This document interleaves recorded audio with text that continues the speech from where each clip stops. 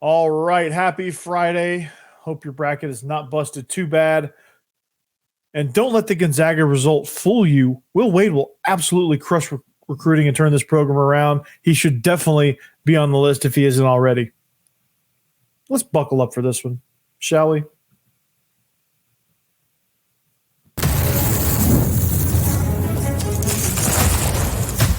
You are Locked On Vandy, your daily podcast on the Vanderbilt Commodores, part of the Locked On Podcast Network, your team every day. Welcome into the Locked On Vandy podcast on the Locked On Podcast Network. I'm your host, Corey Burton.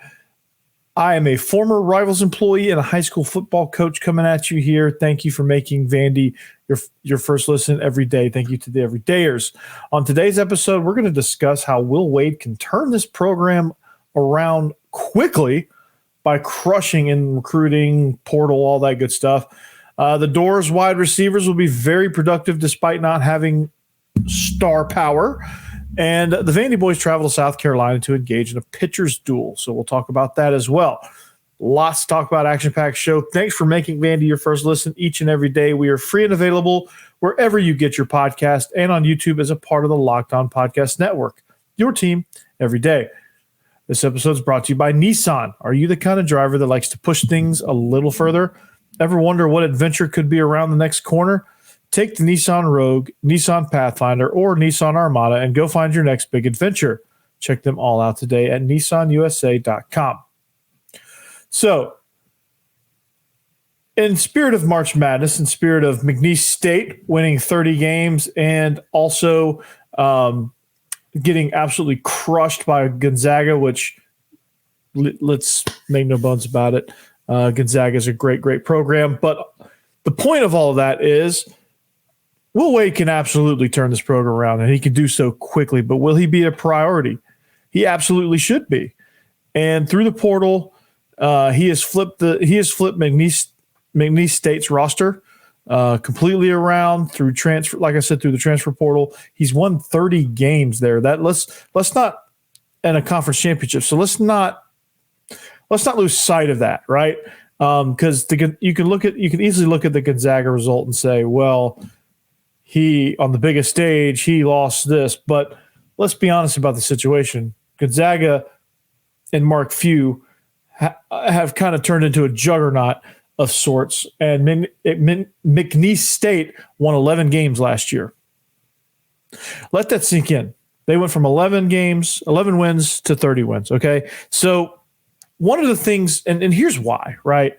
And here's why I think he could do that. And here's why I think he deserves to be a part of the process. I don't know how this is going to play out because he's going to be sought after by just about everybody. So if Vandy wants him, they could have him, and he would absolutely crush. That would be my pick, followed by Dusty May. And as I record this, I'm watching the Sanford game, and I really like their style of play as well too. So that's Bucky McMillan.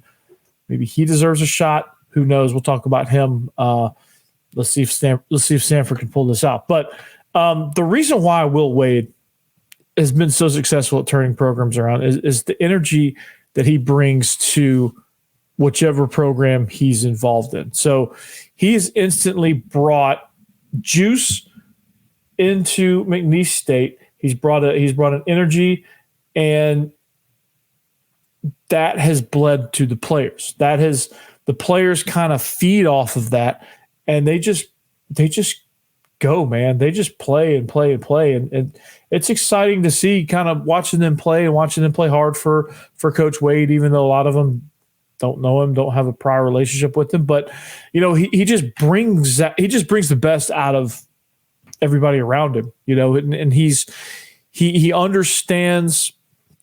One of the things that I really think he understood as well is that, in instilling this championship culture and the protocols and everything involving McNeese State basketball, I think getting them to buy in was him illustrating why.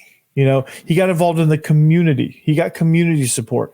He made McNeese State games fun to go watch, so fans were involved, right? He understands NIL. Like he does the, the best that he possibly can at McNeese State, which is probably not much, but he maximizes it regardless. And, to have somebody like that can bring energy in so many different areas of your program is absolutely outstanding. And, if he brings that to a place like Nashville, just think about like the things that he's done everywhere he's been. Just think about that now. Envision that at Vanderbilt, right? So getting the community involved, okay? That's one of the goals. That's got to be one of the goals. That's got to be one of the things you look at when you evaluate. Who is going to excite this fan base the most? Will Wade has got to be at the top of that list, right? Because the way he interacts with the community, the way he gets them fired up, the style of play that they have, they play hard, they play physical, they're really well coached. Think about what Memorial Gym could be, right? Just imagine that. Everyone talks about Memorial Magic, right? And it's a real thing. Think about that coming back plus some, right? Think about how rocking this place would be. Think about how fired up this place is when Vandy is good. Think about the student section, how good they can be and how influential and how impactful they can be when Vandy's good. Will Wade brings that to the table. He's one of the few that does. He's one of the few that I know for a fact can bring that to the table. I think these other guys have the potential to. I don't really know. Will Wade's done it in this league before, and that's the one I feel the most confident about if Vandy's able to get him. Now you look at recruiting, okay? The atmosphere plays a part into that. These guys, they want to go play in these historic arenas. That's why, Duke with Cameron Indoor, the Dean Dome, the Carrier Dome, Rupp Arena, the Octagon of Doom out at Kansas State, like these different places that, there's part of the reason why that these big time programs become big time programs. A lot of it has to do with, not a lot of it, but there's a good portion of it that's atmosphere. And with building that, you build recruiting, and with building recruiting, you build connection. You get connections, and he has connections in this region. He has tickets to everybody in the Southeast. I think he would be able to do. He's going to get a big NIL package at Vanderbilt. He's going to be able to use that to recruit, and that's important, especially when you're pulling from the portal. Today's athlete wants to know what's in it for me. Where's the NIL packages? How can I benefit from this? And he's somebody that can make those connections. Say, hey, you come here, you're going to get a great NIL package. We're going to get you ready for the NBA, and you're going to play in one of the best leagues in the country, which it's hard to kind of say after Kentucky just got beat by Oakland, but I still believe the SEC's the top conference in the country. Big 12 is pretty good, but I think SEC's just good at everything right now. So you have a chance to get back in this league. Okay, that's an advantage. And you have a roster that's easily flippable. I think you get Will Wade and you get Rivera Torres and you get Tyron Lawrence back out of the portal, which I don't know how realistic that is. It's going to depend on who they hire. Those guys could jump back out of the portal.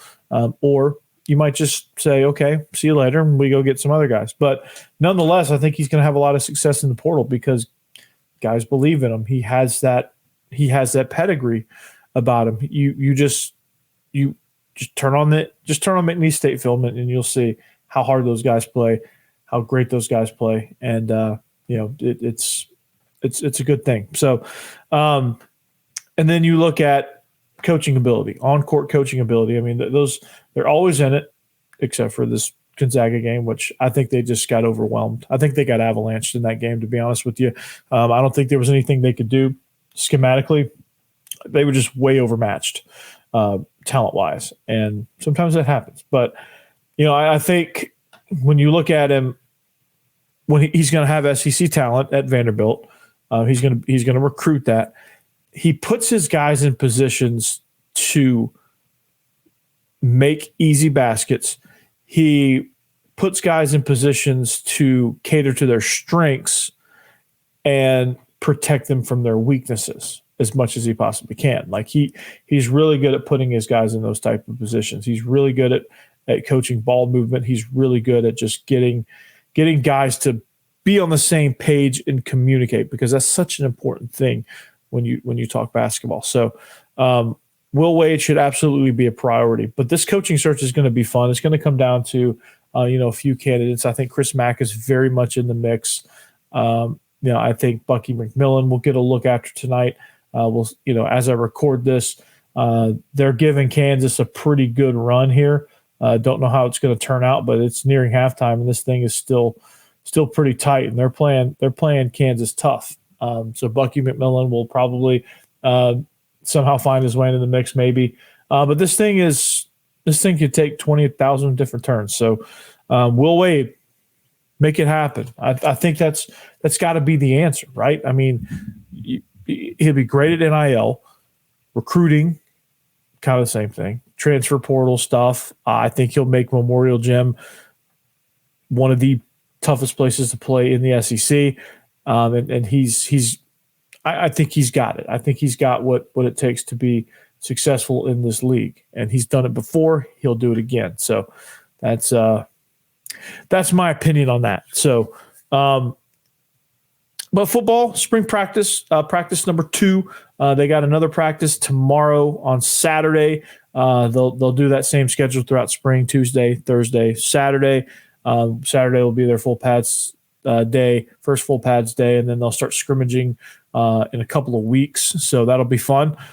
So we'll talk about interesting conversation that I saw about the wide receivers. It's one of those positions where you're just not sure what's going to happen. So we'll chat about that here in just a second. Hang on. All right, Manscaped. Yeah, welcome to the show, Manscaped. So this episode is brought to you by the spring cleaning champions, Manscaped. This season, make sure you groom your carpets and your drapes with the leaders in below-the-waist grooming.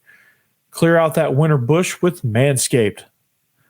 And use Manscaped's Lawnmower 5.0 and watch your confidence bloom like the springtime flowers.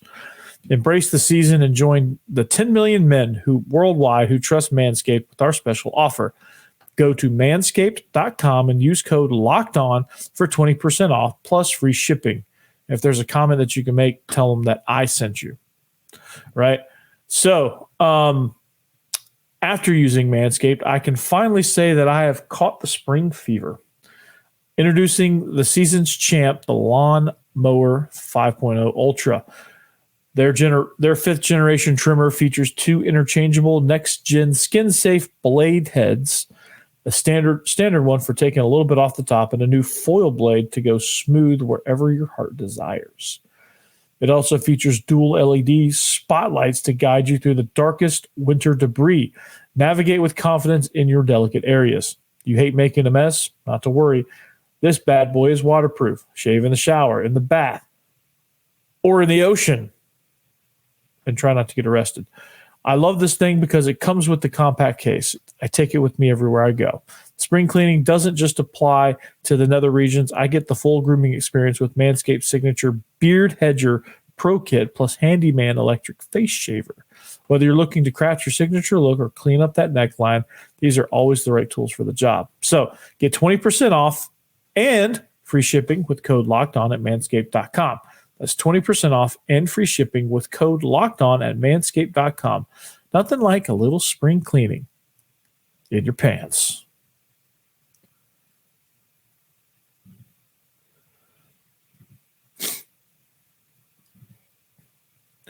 All right. Have you ever had a frustrating ticket buying experience? Well, you shouldn't have to worry about that. Next time you go to something, Gametime is the fast and easy way to buy tickets for all sports, music, comedy, and theater events near you.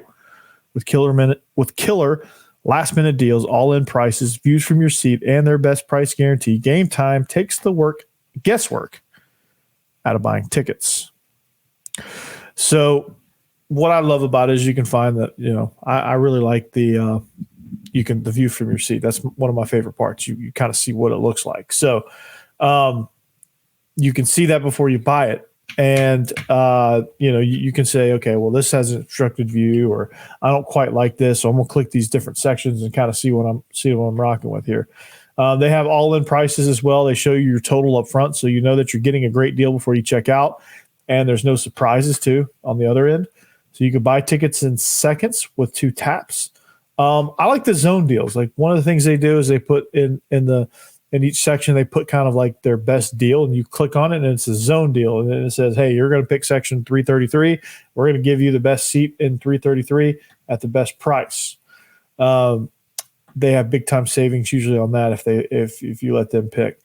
They also have a game time guarantee, which means you'll always get the best price. So if you find tickets in the same section and row for less, Game Time will credit you 110% of the difference. So take the guesswork out of buying tickets with Game Time. Download the Game Time app, create an account, and use code LOCKEDON for $20 off your first purchase. Terms apply. Again, create an account and redeem code LOCKEDON. That's LOCKEDON for $20 off. Download Game Time today. Last minute tickets, lowest price guaranteed.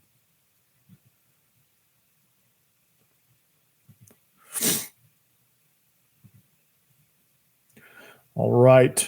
Also, are you watching Fox Sports or ESPN on your TV all day? Do you have to turn down the volume with all that shouting? Well, here's what you should do. You should make the switch to Locked On Sports today. It's a free 24/7 sports streaming channel programmed for you every day to bring the biggest stories without all the screaming. Locked On Sports today brings you can't-miss analysis, opinions, and news, streaming 24/7 on YouTube or free on Amazon Fire TV channels / the app, which is part of the Locked On Podcast Network, your team every single day. So speaking of your team every day, thanks for making us your first listen. Thank you, everydayers, for making us your first listen. You guessed it, every day.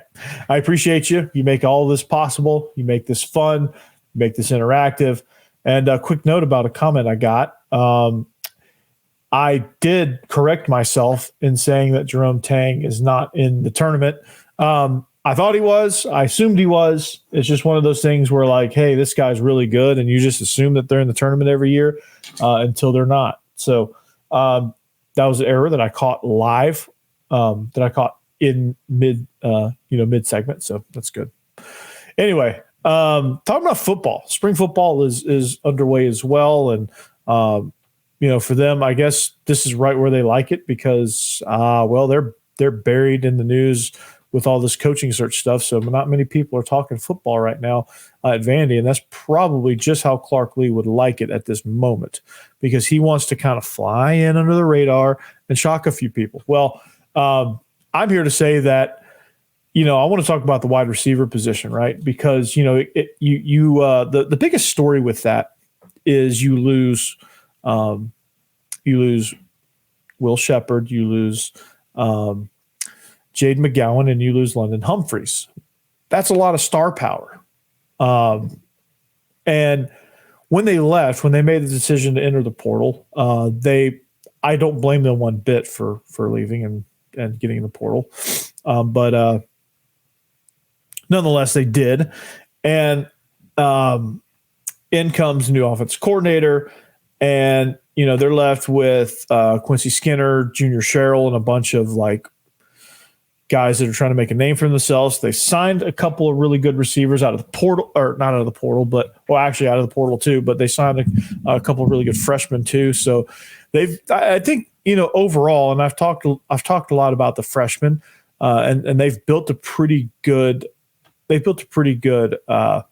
group there. It's a lot unknown. It's kind of like the offensive line, where it's just kind of like you don't really know how to react to it, but it's going to be productive nonetheless. And two guys that I really kind of want to focus on with this, Junior Sherrill and top newcomer Jeremiah Dillon. So I think Vandy's looking for a deep guy, deep threat. And I think Jeremiah Dillon is that guy because he's smooth, he's fast. He's going to be the guy that's going to break the lid off of defenses, right? And not to say Junior Sherrill can't. I just don't think that'll be his role necessarily. every team runs that play action concept where you have a deep post and a deep dig. So they kind of like high-low the single high free safety. I think Sherrill will be the deep dig guy, and I think Dillon will be the deep post guy because I think Sherrill catching it at 10 yards will have a better chance of turning 10 yards into 20, into 40, or into a house call, right?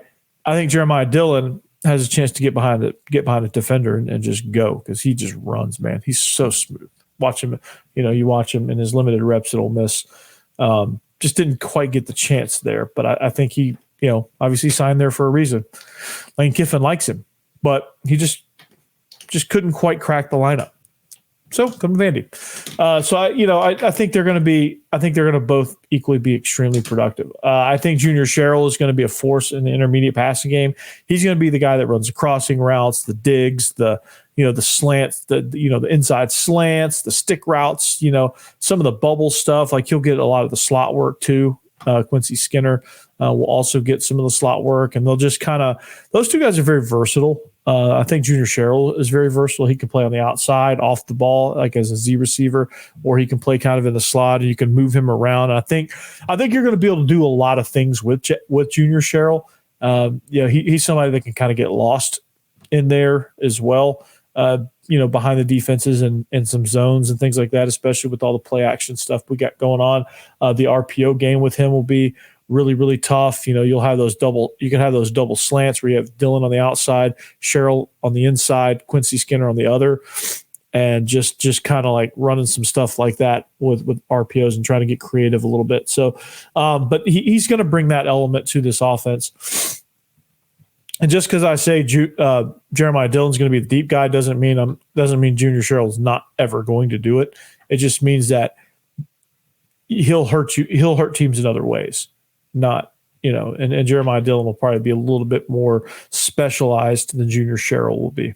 And that's kind of where I think the difference lies. So either way, they're going to be productive, man. They're going to be fun to watch. So buckle up, right? Speaking of buckling up, the Vandyboys are buckling up. They're taking a road trip out to the Palmetto State. There's going to be a pitcher's duel out there called Battle of the Arms. So we're gonna get into that a little bit. So stay tuned. We'll talk about that in just a second.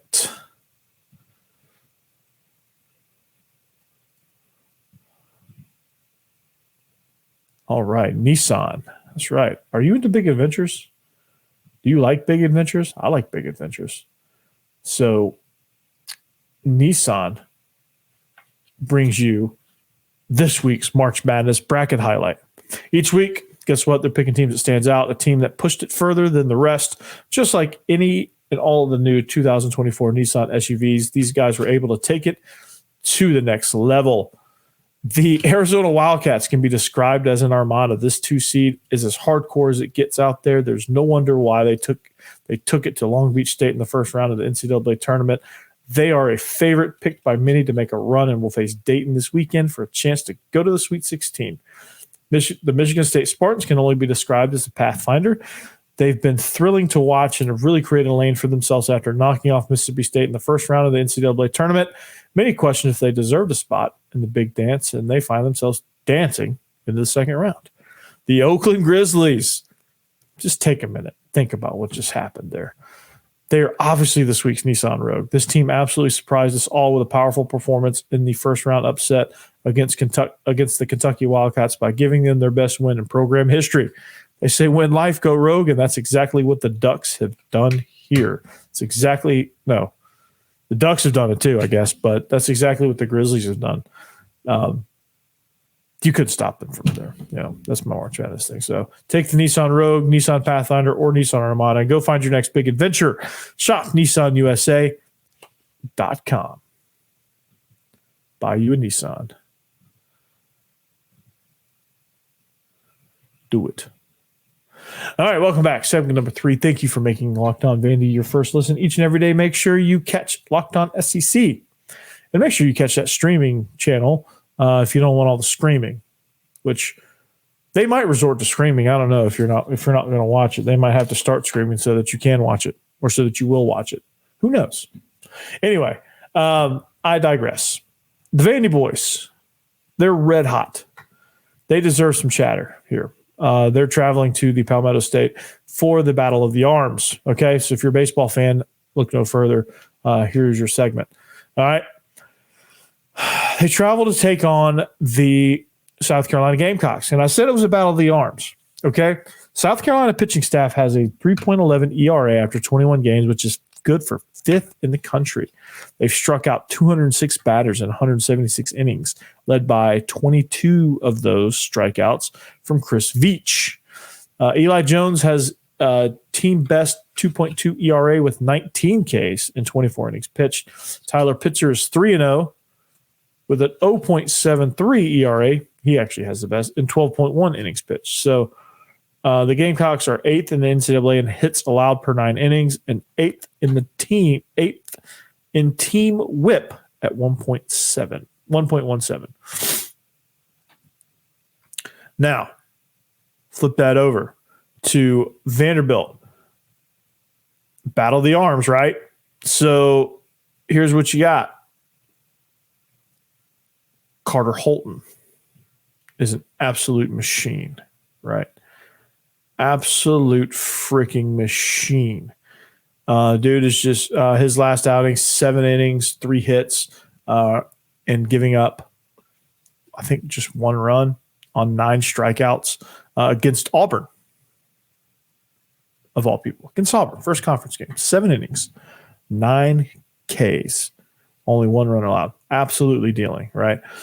He's obviously been leading this pitching staff. They're a little bit beat up with some of the midweek guys that also get they get innings. But Ethan McIlvain is also this past weekend has tossed 4 shutout innings in his last 4 appearances. So he's been outstanding as a freshman as well. So you're starting to see kind of a youth movement at that position.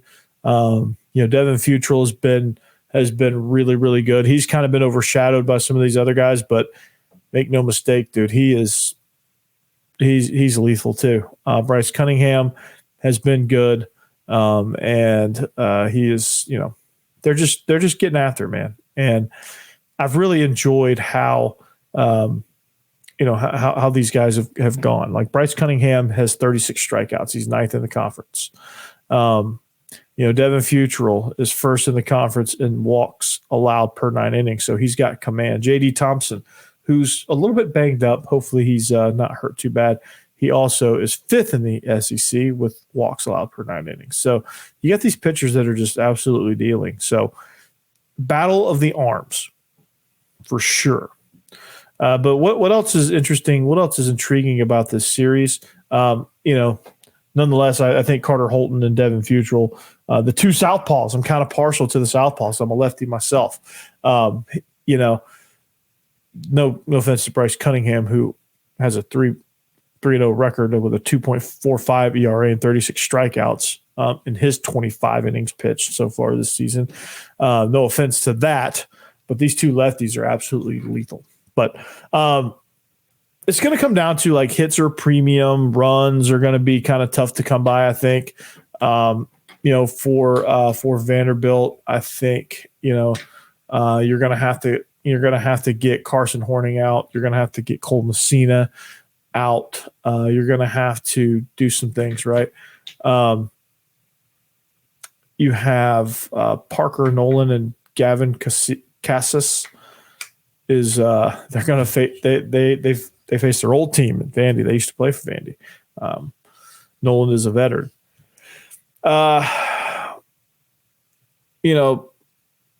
Ethan Petrie is he's now tied for 20th on the Carolina's all-time home run list. He's somebody that you're going to have to deal with at the plate.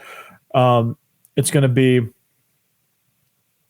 like I said, command, hit your spots, let your defense go to work.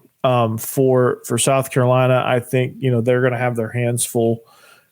I really, truly believe that, this lineup can go against anybody right now. And as long as it stays healthy, this lineup is going to be really, really tough to deal with. So good luck, South Carolina. This streak, I think, is going to continue. Knock on wood. Hold on. I'm going to knock on wood. Hold on. There we go. I knocked on some wood. So anyway, well, that's going to do it for us here on the Locked On Vandy podcast. Thank you for listening. Thank you to the everydayers. I hope your bracket's not busted too big. Stay tuned over the weekend with this coaching search stuff. It's going to really, really heat up. So I think there's some names that we can continue to kind of break down and just kind of break down different goals that they have and how they can achieve what they need to achieve to make this program solid. So Will Wade is definitely one of them. Bucky McMillan can be one. Dusty May, Chris Mack. So those are some names that are kind of emerging that are kind of common threads, common themes there. So anyway, well, we'll talk at you on Monday. Have a great weekend. We'll see you back then. And as always, anchor down and good luck in your brackets. Anchor down.